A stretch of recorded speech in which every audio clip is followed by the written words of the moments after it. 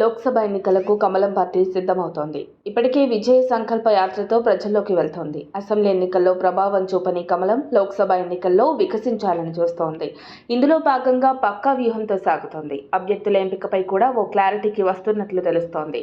ఆదిలాబాద్ నుంచి సోయం బాపురావు పోటీ చేయడం ఖాయమే. ఇక గత 2 ఎన్నికల్లో బీఆర్ఎస్ విజయం సాధించిన పెద్దపల్లిపై బీజేపీ స్పెషల్ ఫోకస్ చేస్తోంది. అయితే బీజేపీకి ప్రస్తుతం బలమైన అభ్యర్థులు లేరు. అభ్యర్థుల కోసం ఆ పార్టీ అన్వేషణ సాగిస్తోంది. ఇక నిజామాబాద్లో అరవింద్ ధర్మపురి మరోసారి పోటీ చేయనున్నారు.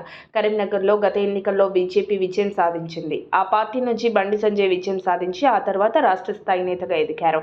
ఈసారి స్థానికంగా బీజేపీలో కొంత గ్రూప్ పాలిటిక్స్ ఉన్నా సంజయ్కే ఛాన్స్ దక్కవచ్చు. ఈసారి మెదక్ పోరు రసవత్తరంగా జరిగే ఛాన్స్ ఉంది.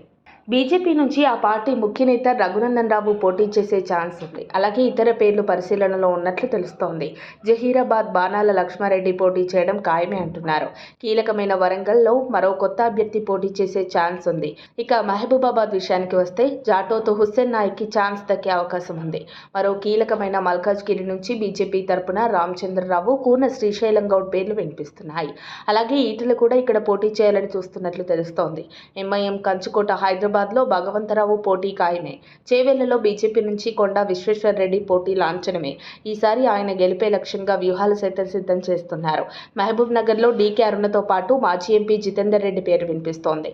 ప్రస్తుతానికి డీకే అరుణ యాక్టివ్గా ఉన్నారు. నాగర్ కర్నూలులో బంగారు శృతి పోటీ చేయడం దాదాపు ఖాయమే. ఇక నల్గొండలో గూడూరు నారాయణ రెడ్డి, రావుల శ్రీధర్ రెడ్డి పేర్లు ప్రచారంలో ఉన్నాయి. భువనగిరిలో మాజీ ఎంపీ బూర నర్సయ్య గౌడ్తో పాటు గూడూరు నారాయణ రెడ్డి పేర్లు పరిశీలనలో ఉన్నట్లు తెలుస్తోంది. ఖమ్మం విషయానికి వస్తే ఇక్కడ బీజేపీ బలమైన అభ్యర్థి కోసం చూస్తోంది. ఇతర పార్టీల నుంచి నేతలను తీసుకోవడం లేక ఇతర స్థానాల్లో సర్దుబాట్లలో భాగంగా ఓ కీలక నేతని ఇక్కడ బరిలో నింపే దిశగా బీజేపీ ప్లాన్ చేస్తున్నట్లు తెలుస్తోంది. మరిన్ని అప్డేట్స్ కోసం మా కాయ్ టీవీని సబ్స్క్రైబ్ చేసుకోండి. మా వీడియో కనుక మీకు నచ్చినట్లయితే లైక్ చేయండి, షేర్ చేయండి. మీ విలువైన అభిప్రాయాలను కామెంట్ బాక్స్లో తెలియజేయండి.